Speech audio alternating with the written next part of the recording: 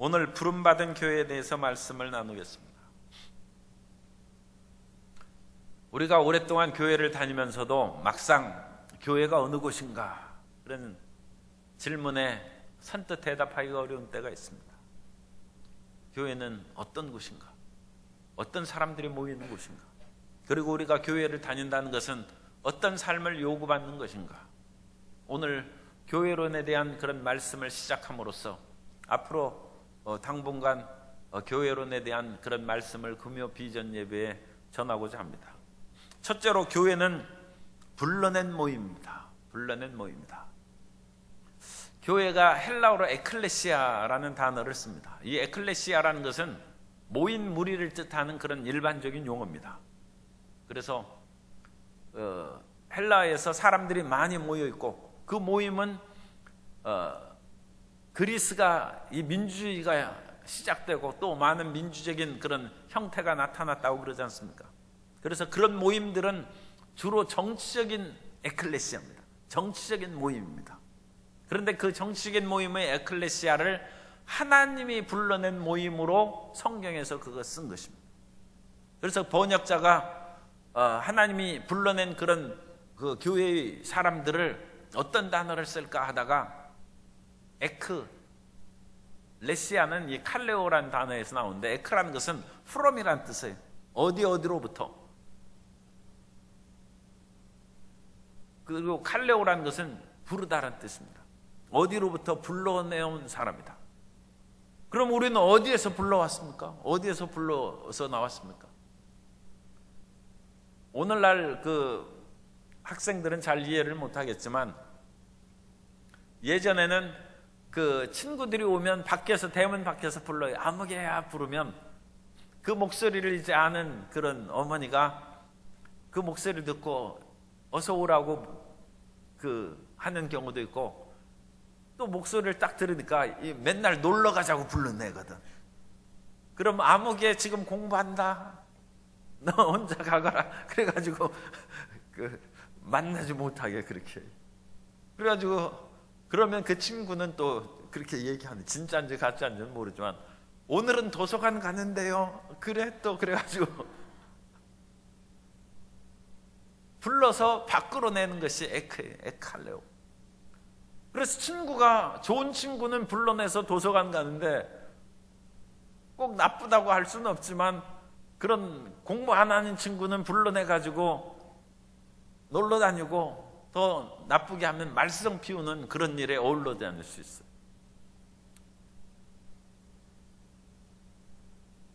세상에도 영적인 부름이 있습니다.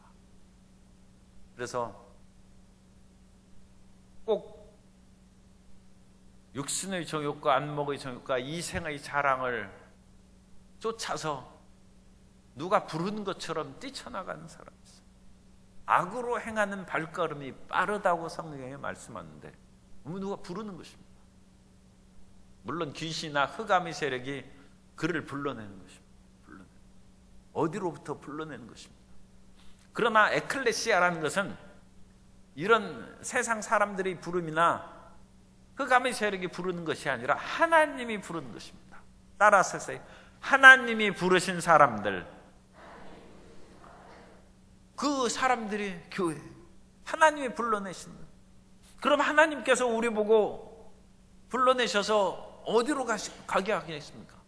어두운 데서 있는 우리를 불러내어서 빛의 세계로 나아가게 하는 것이고, 멸망의 세계에 앉아있는 우리가 아무 경황을 몰라요. 그 세계에 있는 사람을 불러내어서 생명과 구원의 세계로 불러내시고 인도하신다. 그래서 교회는 하나님이 불러낸 사람들의 모임입니다. 하나님이 불러낸 사람의 공동체입니다. 우리가 교회에 나오는 것은 물론 전도를 통해서 나온 분들이 있긴 있습니다만, 그러나 그 이면에 하나님이 부르신 것입니다. 사람이 부른 것이 교회가 아니라 하나님이 불러내신 것입니다. 하나님께서 이스라엘 백성들이 애굽에서 노예로 살아갈 때 모세를 통해서 광야로 불러내셨어요. 그래서 사도행전의 스데반의 설교에 보면 광야 교회라는 얘기가 나옵니다. 광야의 에클레시아, 광야에서 불러낸 사람들이 모입니다. 하나님께서 그 아들을 애굽에서 불러내셨다. 그 말씀도 있죠. 불러내신 것입니다. 하나님의 세계로 불러내신 것입니다. 오늘 우리는 하나님의 부름받은 사람이라는 긍지와 자부심을 갖게 되시기 바랍니다. 그래서 이것은 놀라운 것입니다. 좋은 친구가 불러내면 좋은 그런 길로 함께 어울려 다니면서 교제를 나누고, 나쁜 친구가 불러내면 나쁜 길로 가기가 쉽습니다. 마귀와 흑암의 세력이 불러내면 그는 세상의 타락과 죄악의 길로 걸어가는 것입니다. 그러나 하나님이 우리를 부르셨습니다. 하나님이 우리를 부르셔서 하나님의 세계로 우리를 이끌어 가신 줄 믿습니다. 불러낸 사람들이 모입니다. 그래, 하나님의 부름은 이 세상이 아무리 좋다 할지라도 더 좋은 세계로 우리를 부르신 줄 믿습니다. 그래서 아까도 읽었습니다만 베드로전서 2장 9절에 보면 너희는 택하신 족속이요, 하나님이 미리 우리를 택하시고 왕같은 제사장들이요 거룩한 나라요 그의 소유가 된 백성이니 이는 너희를 어두운 데서 불러내어. 우리는 사중 신분에서 앞에 있는 4개, 택하신 족속, 왕같은 제사장, 거룩한 나라, 그의 소유된 백성, 이 4가지를 얘기하는데, 사실 교회는 이런 사람을 만든 것이고 그 본질은 어두운 데서 불러내어 그의 기이한 빛에 들어가게 하신 이의 아름다운 덕을 선포하게 하려 함이라. 우리는 어두운 데서 기이한 빛으로 들어가는 은혜를 입은 것입니다. 그러므로 교인이 됐다는 것은 기이한 빛 가운데 사는 사람, 빛 가운데 사니까 우리는 이 세상에 빛의 역할을 하고 소금이 되는 거예요. 하나님께서 우리를 이미 빛 가운데 불러내셨으니까 우리가 일부러 빛이 되려고 하는 것이 아니라 빛이 돼 있는 것입니다. 너희는 세상의 빛이요 세상의 소금인 것입니다. 뿐만 아니라 이 세상은 하나님을 거역한 세상입니다. 그래서 이 세상을 패역한 세대라고 사도행전 2장 40절에서 말씀합니다.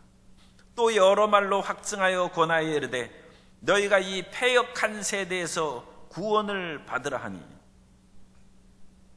세상은 하나님을 거역하는 그런 상징입니다. 그래서 너희가 세상대로 어울려 살면 이 세상에서 버림을 받고 하나님의 영원한 생명의 속으로 들어가지 못합니다.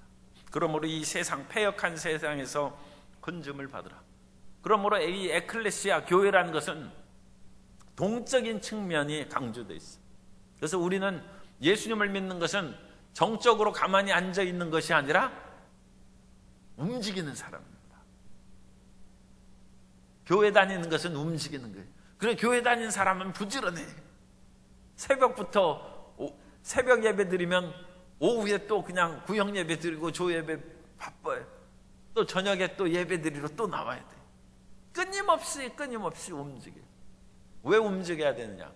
우리는 빛 가운데로 움직이는 것입니다. 생명의 세계로 움직이는 것입니다.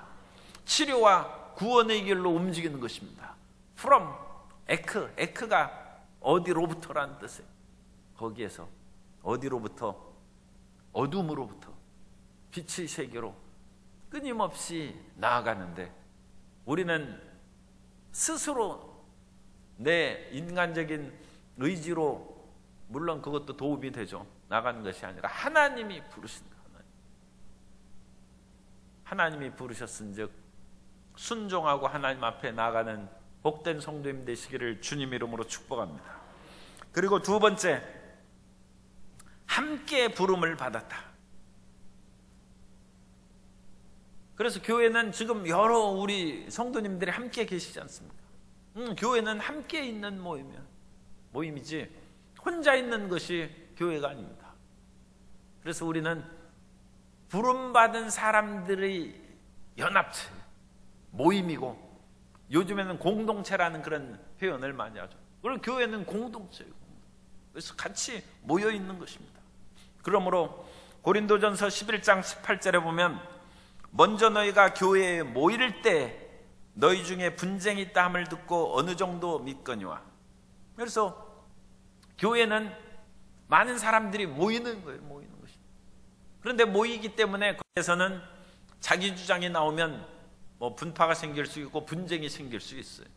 그러나 그것은 다음 문제고, 일단 교회는 많은 사람들이 모이는 거예요. 그러므로 나는 모임, 그것은 미움과 시기와 분쟁이 있기 때문에 안 모인다. 그것은 교회의 본질적인 의미에서 벗어난 거예요. 그래서 교회의 의미는 함께 모이는 거예요. 함께 가는 것입니다. 어울려서 가는 것이고, 함께 힘을 합하는 것이고, 서로가 함께 있기 때문에 사랑은 오래 참고, 또 사랑은 이해하고 용서하고 서로 품어주면서 그 가는 것이 교회인 것입니다.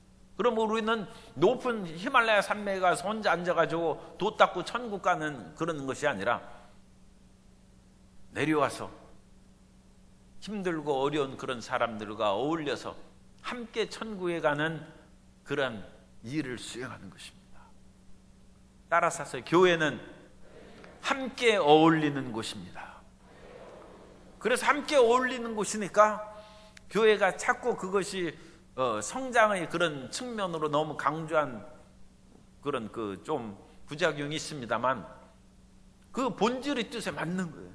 교회는 많은 사람이 더 많이 모일 수 있도록 힘을 하는, 어울려가는 것입니다. 그래서 하나님께서는 많은 사람들이 모여서 함께 하나님을 예배하고 찬양하는 것을 기뻐하시는 것입니다. 그래서 이 교회라는 것은 모임의 공동체이기 때문에 주님께서 이 교회에 사람을 계속 불러 모으시는 것입니다. 하나님이 사람을 부르시는 것입니다. 주님께서는 소수의 사람들만 불러 모으시는 것이 아닙니다. 오순절이 성령의 충만한 역사가 나타났을 때 120명의 제자들이 거기에서 모여서 기도하고 있었어요. 그러자 오순절날 이름에 성령이 그들에게 임하사, 그야말로 그들이 성령 충만함을 받고 방언을 말하고, 그들이 다락방에서 뛰쳐나와서 디아스포라 유대인들이 예루살렘에 가득 모였는데, 거기에서 각기 방언으로 말하고 그러니까 사람들이 놀라서 듣습니다. 이 사람들이 우리의 있는 지역의 사람들이 아닌데 어찌 우리의 그런 말로 이와 같이 하나님을 높이고 찬양하는가? 깜짝 놀랐어요. 그런데 그렇게 깜짝 놀라면서 사람들이 모이자 베드로가 그들에게, 너희가 지금 우리가 방언을 하고 말하는 것을 이상하게 생각하지 말라.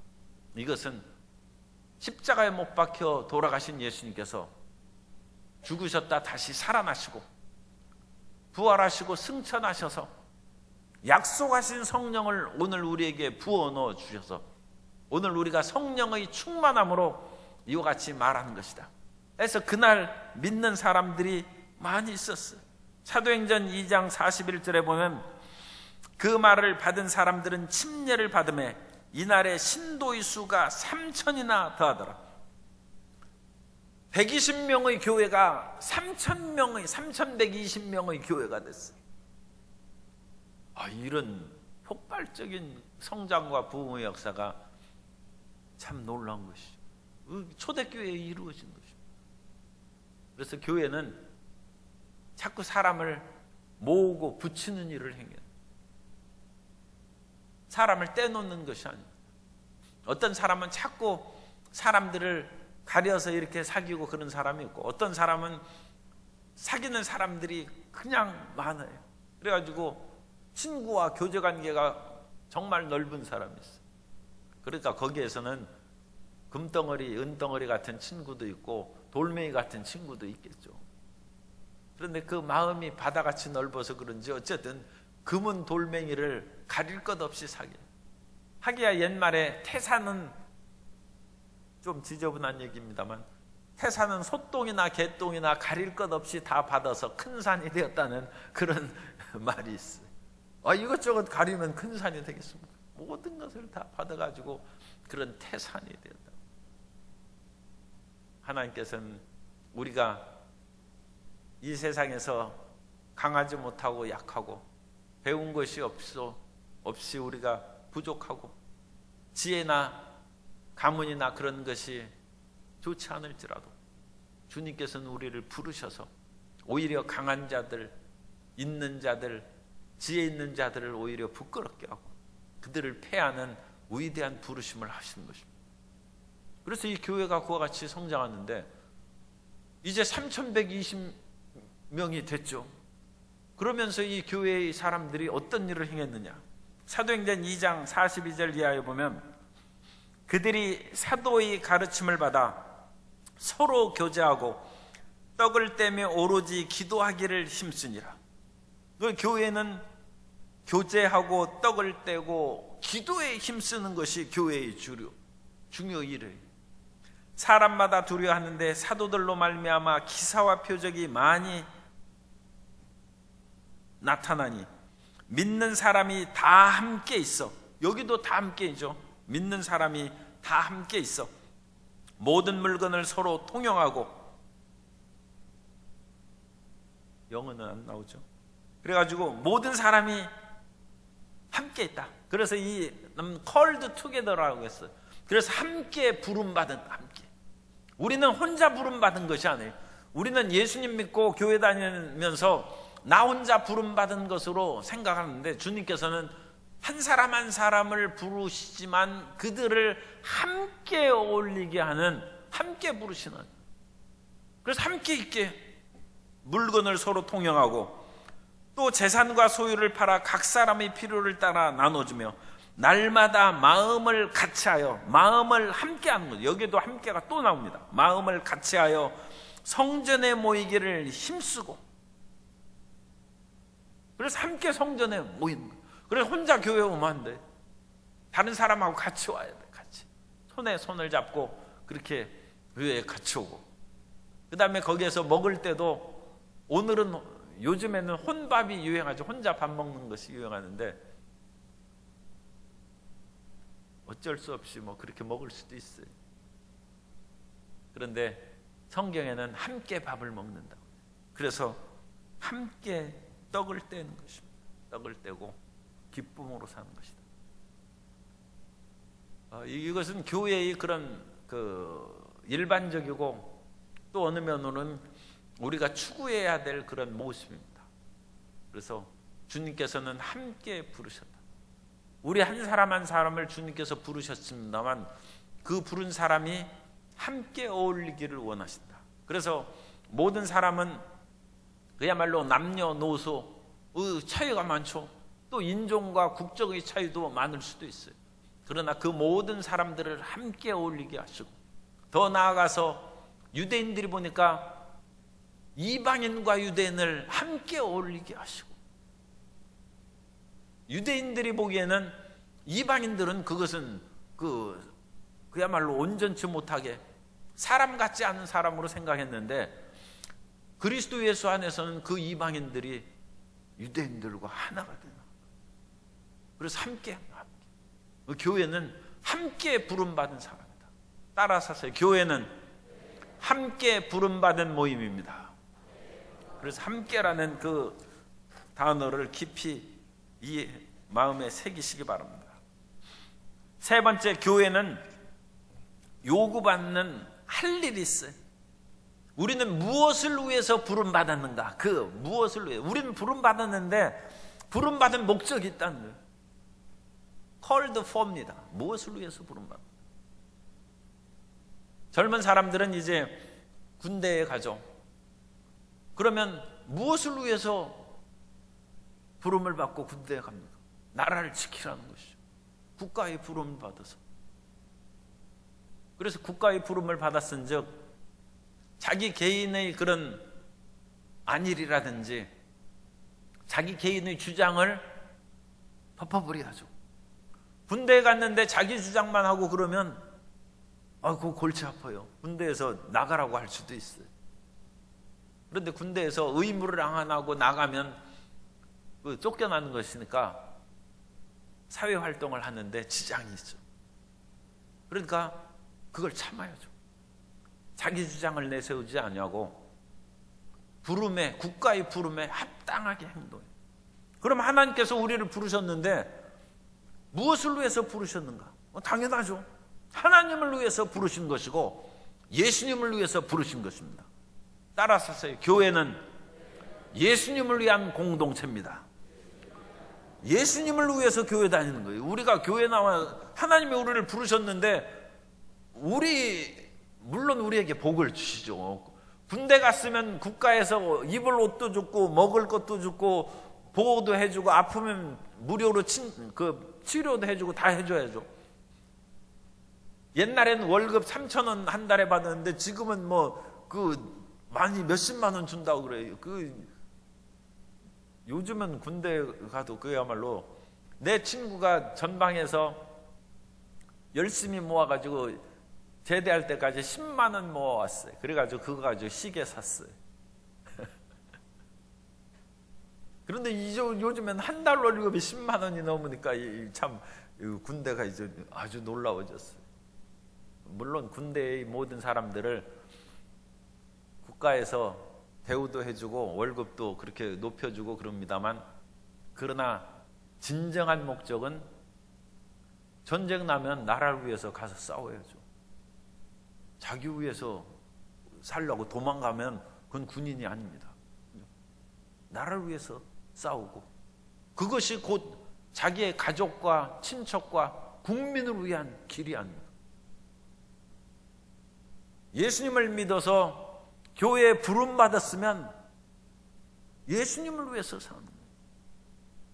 그 본질을 많은 사람들이 잊어버리고 교회 나오는 것은 나를 위한, 그건 군대 가서 나를 위하여 사는 군인처럼 굉장히 잘못된 거예요. 부름받은 하나님을 위해서 사는 것입니다. 그렇기 때문에 이스라엘 백성들이 애굽에서 나와서 노예에서 벗어났죠. 얼마나 행복합니까? 하나님은 물론 노예로 사는 이스라엘 사람들을 위한 것도 있지만 그 이스라엘 백성들은 하나님의 일을 행하기 위해서 부름받고 선택받은 것입니다. 광야에서 나와서 자기를 위해서 살아갔기 때문에 광야에서 40년 동안 첫 세대가 다 죽은 것입니다. 하나님의 일을 생각하지 않고 불순종하고 불신앙으로 간 그 모든 백성들은 광야에서 죽고 말았어. 주님께서는 하나님의 일을 행하기 위해서 이스라엘 백성들을 선택한 것이고, 그 일을 행할 수 있도록 시내산에서 율법을 주고 그 말씀을 지켜서 가나안 땅에 들어가면 그로 말미암아 너희가 그 땅에서 잘 살 뿐 아니라 그 잘 사는 이스라엘 백성들을 통하여 메시아를 보내서 온 인류를 구원하는 하나님의 구원의 계획인 것입니다. 어찌 이스라엘만 사랑하겠어요? 하나님께서 모든 인류를 지으셨는데 어찌 아브라함의 자손만 사랑하겠습니까? 그런데 그 구원의 경륜을 이스라엘 백성들에게 다 설명할 수도 없고, 그 수천 년 지나가는 그 구원의 계획을 그 사람들이 이해할 수도 없죠. 그러니까 일단 하나님께서는 부르셔서 율법을 주시고 율법을 순종하도록 하는 것입니다. 출애굽기 24장 3절에 보면 모세가 와서 야훼의 모든 말씀과 그의 모든 율례를 백성에게 전하매 그들이 한 목소리로 응답하여 이르되 야훼께서 말씀하신 모든 것을 우리가 준행하리이다. 이스라엘 백성들이 처음에는 제대로 됐어요. 하나님께서 우리를 이와 같이 은혜를 주시고 구원하셨은즉 그 모든 것을 우리가 순종하고 준행합니다. 우리는 말씀의 순종을 위해서 부름을 받은 것입니다. 예수님을 믿어도 예수님의 말씀에 순종하도록 부름을 받았습니다. 베드로전서 1장 1절 이하에 보면 이 구약이나 신약이나 마찬가지입니다. 베드로전서 1장 1절 이하에 예수 그리스도의 사도 베드로는 본도, 갈라디아, 갑바도기아, 아시아와 비두니아에 흩어진 나그네 곧 하나님 아버지의 미리 아심을 따라 성령이 거룩하게 하심으로 순종함과 예수 그리스도의 핏부림을 얻기 위하여 택하심을 받은 자들에게 편지하노니, 우리는 순종하기 위해서 부름을 받았다. 이 말씀. 순종함과 예수 그리스도의 핏부림을 얻기 위하여 택하심을 받은 자들에게 편지하노니. 그러니까 예수님 믿고 순종 안 하는 것은 이 부름의 본질에 위배되는 거예요. 물론 그런 사람은 없죠. 예수님을 믿기 전에 불순종하고 그러다가 예수님을 믿은 후에는 이제 순종하죠. 그런데 예수님께 순종할 뿐 아니라 그 말씀에 순종하네. 창세기부터 요한계시록의 그 말씀을 몰랐으면 혹시라도 불순종했거니와 그 말씀이 우리에게 전해지면 말씀을 아멘으로 받아들이고 순종해야 됩니다. 그게 부름받은 목적이에요.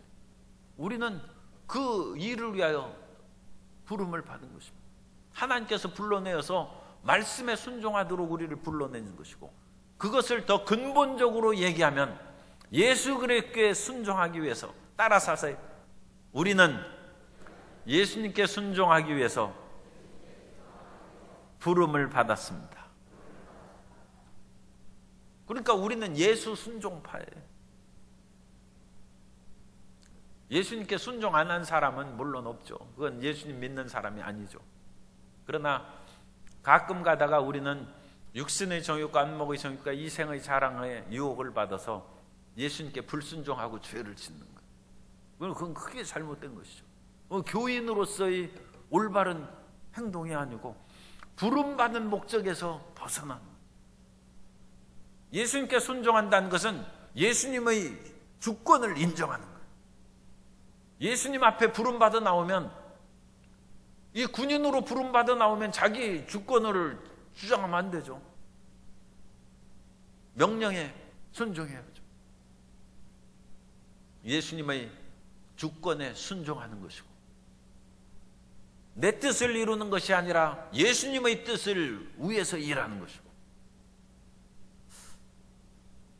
군대가 비유가 이해하기가 좋아서 제가 비유했습니다만, 군인도 부족한 것이 많고 가짜 명령도 많고 올바르지 못한 그런 명령도 있고 그러기 때문에 세상의 군인은 절대적인 것은 아니죠. 그러나 예수님은 절대시죠. 예수님은 전지전능하시고 지극히 선하신 분이기 때문에 예수님의 주권 앞에서는 우리가 절대로 순종하는 것이고, 예수님의 뜻은 절대로 우리가 따라야 될 줄로 믿습니다. 그래서 세상의 그 어떤 것으로도 절대적인 순종과 우리의 그 뜻을 추구해 나가는 것은 비교할 수 없어요. 그러나 예수님 안에서는 우리가 그러한 마음으로 전진해 나아갈 때 주님께서 우리를 기뻐하신 줄 믿습니다. 그래서 고린도전서 1장 2절입니다. 고린도에 있는 하나님의 교회, 곧 그리스도 예수 안에서 거룩하여지고 성도라 부르심을 받은 자들과 또 각처에서 우리 주 곧 그들과 우리의 주 되신 예수 그리스도의 이름을 부르는 모든 자들에게, 그래서 예수님이 주 되신 것을 부르고 그 길을 향해서 나아가는 것입니다. 그래서 예수님을 위해서 우리가 살아가는 거예요. 그런데 그 예수님은 어떤 분이신가? 예수님이 교회를 세우셨습니다. 사람이 개척해서 교회를 세우는 것이 아니고 예수님이 교회를 세우신 거예요. 마태복음 16장 18절에 보면, 또 내가 내게 이르노니 너는 베드로라, 내가 이 반석 위에 내 교회를 세우리니 음부의 권세가 이기지 못하리라. 이 반석 위에, 예수는 그리스도라는 신앙 고백의 반석 위에 내 교회, 교회는 예수님 교회예요. 내가 개척했다고 내 교회가 아니고 예수님의 교회입니다. 예수님. 그리고 만일 예수님의 교회가 아니고 사람이 자기가 세운 내 교회라고 주장하고 권리를 주장하고 하는 것은, 그것은 크게 잘못된 것이고, 그건 예수님의 교회가 아닐 수도 있어요. 예수님의 교회가 아닌 그것은 그건 잘못된 것이죠. 그래서 교회의 주인은 예수님이고, 그 예수님께서는 교회에 다니는 모든 사람들을 부르셨는데, 그 부른 사람들은 그냥 불러온 것이 아닙니다. 예수님의 핏값으로 부른 거예요. 십자가의 보혈의 값으로 그 사람을 구속하사 부르신 것입니다. 그러므로 우리 교인 한 사람 한 사람은 예수님의 보혈의 값으로 사온 사람들이에요. 예수님이 주인일 뿐 아니라 예수님이 사신 사람이에요. 사람이 건드릴 수 없어요. 사람이. 물론 그런 어떤 명확한 도덕적 윤리적인 죄가 있으면 그것으로 인하여 징계는 할 수 있어도 그것도 주님의 명령에 따라서 주님께서 가르친 성경의 법에 따라서 행하는 것이지, 예수님이 그냥 돈 주고 산 것도 아니고 예수 그리스도의 십자가의 보혈로 우리를 사셨다는 거예요. 따라 사세요. 나는 예수님의 보혈로 산 사람입니다. 우리 위대한 존재. 베드로전서 1장 18절 이하에 보면 너희가 알거니와 너희 조상이 물려준 헛된 행실에서 대속함을 받은 것은 은이나 금같이 없어질 것으로 된 것이 아니요 오직 흠없고 점없는 어린 양 같은 그리스도의 보배로운 피로 된 것이라. 금으로 1000냥 주고 샀어도 참 대단한 노예값이죠. 그런데 우리는 이런 은이나 금으로 산 것이 아니라 하나님의 아들이 보배로운 피로, 우리는 피값으로 산 하나님의 백성이라.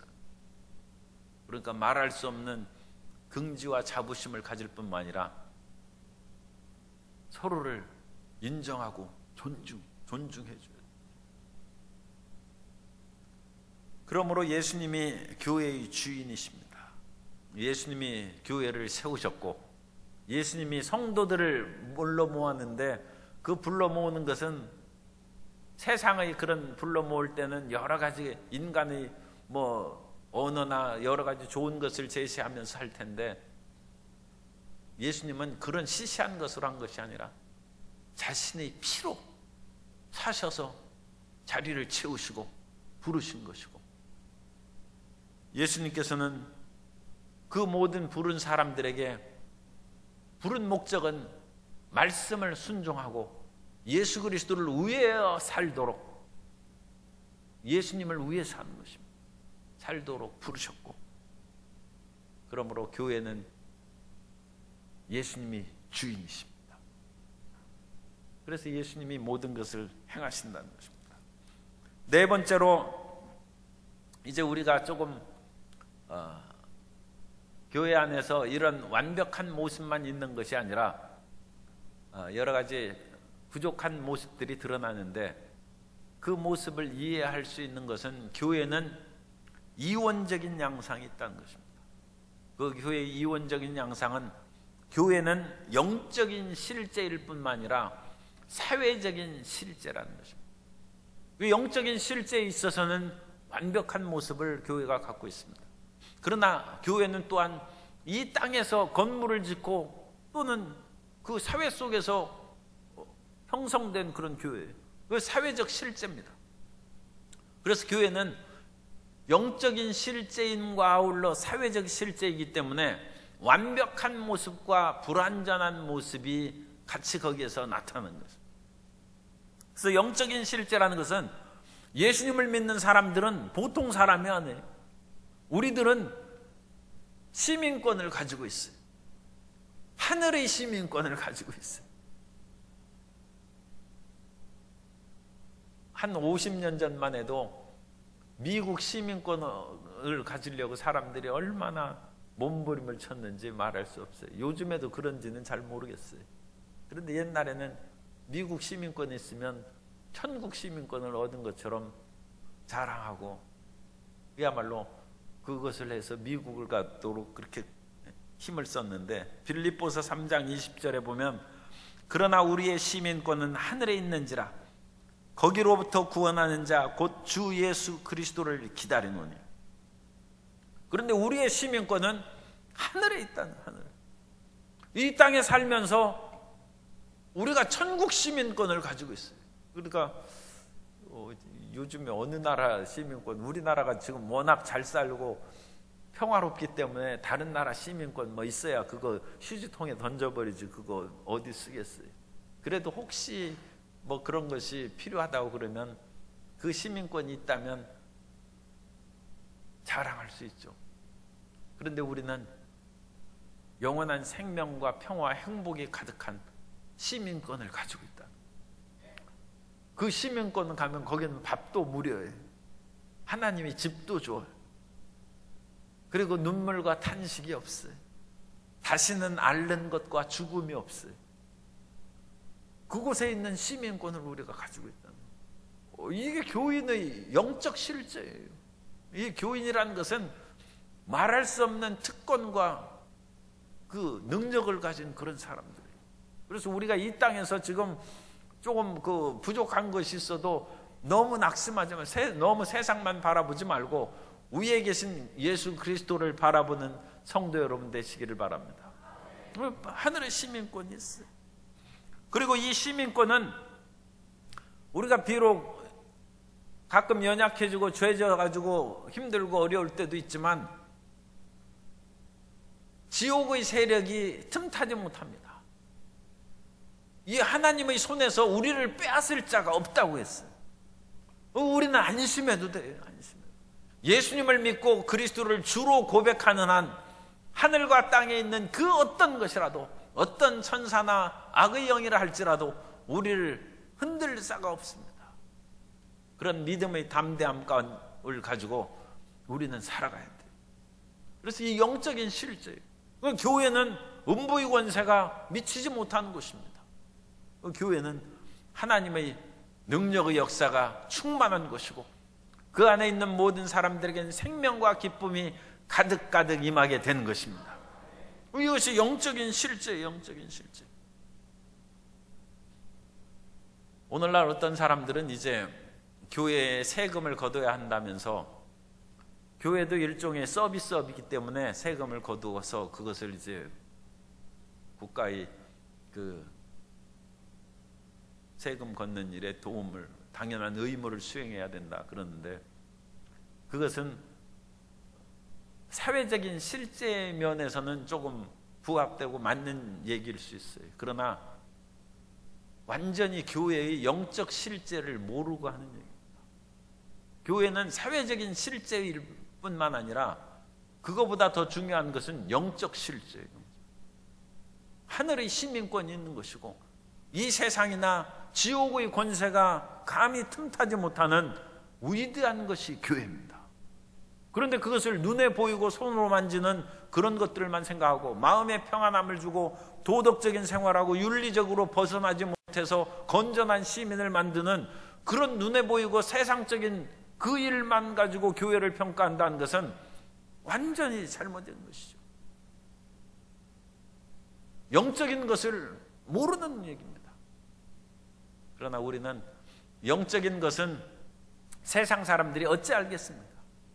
성령이 믿지 않는 사람들에게 어찌 깨달아지겠습니까? 그러니까 그런 것들은 우리가 이해를 해줄 수는 있어요. 그러나 우리 믿는 사람들은 그런 것에 현혹되어서 이 영적인 하늘의 시민권과 하늘의 능력으로 덧입혀 살아가는 우리 자신을 과소평가하거나 세상 것에 너무 마음을 뺏겨가지고 울적하게 살고 그러면 안 돼요.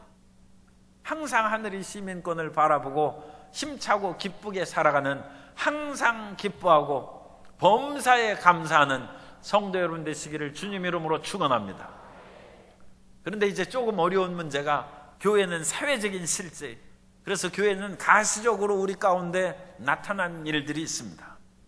마태복음 18장 15절 이하에 보면, 내 형제가 죄를 범하거든 너는 가서 너와 그 사람과만 상대하여 권고하라.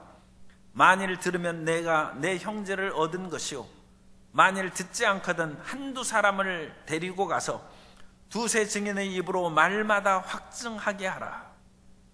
만일 그들의 말도 듣지 않거든 교회의 말하고 교회의 말도 듣지 않거든 이방인과 세리와 같이 여기라. 여기에서 교회는 가시적인 교회예요. 사회적인 실제를 말합니다. 그래서 여기서 혹시라도 문제가 있는 사람을 이제 자기 아는 사람과 형제가 죄를 범하거든 그거에 대해서 얘기하고 권면하라는 것입니다.